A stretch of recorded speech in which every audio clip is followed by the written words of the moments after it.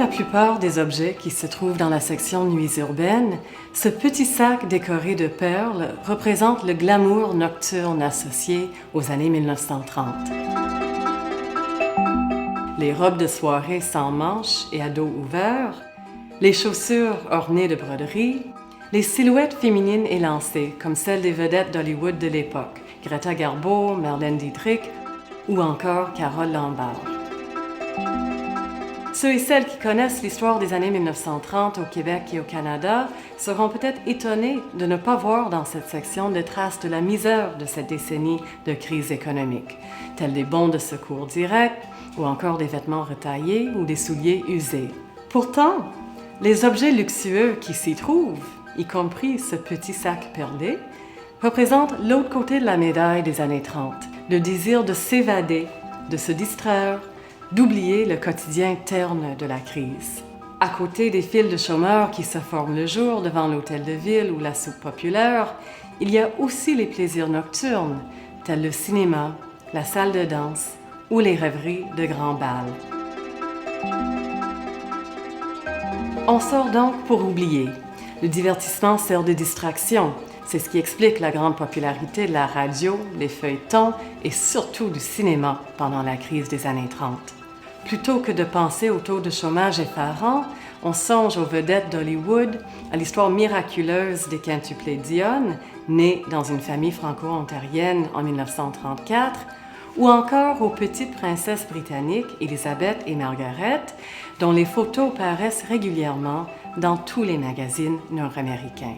Ce petit sac perlé, cette bourse, porte d'ailleurs une forte charge symbolique, car l'événement qui annonce le début de la crise des années 1930 est bien sûr le krach boursier d'octobre 29. Une bourse vide, une petite bourse luxueuse dans laquelle rentrent peu de choses, pourrait même être perçue comme le symbole par excellence de la crise.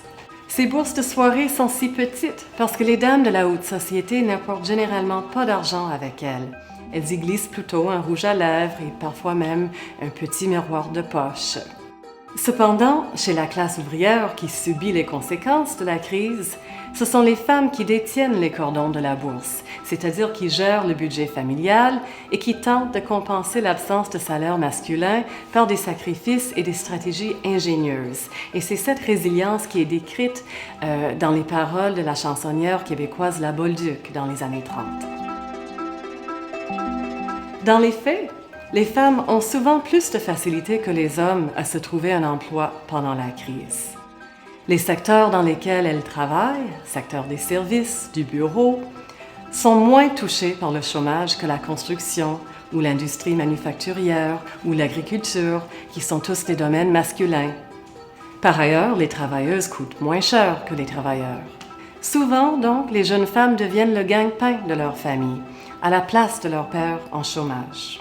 Pour dénicher un emploi, il leur faut une tenue respectable. Les vêtements leur sont donc importants.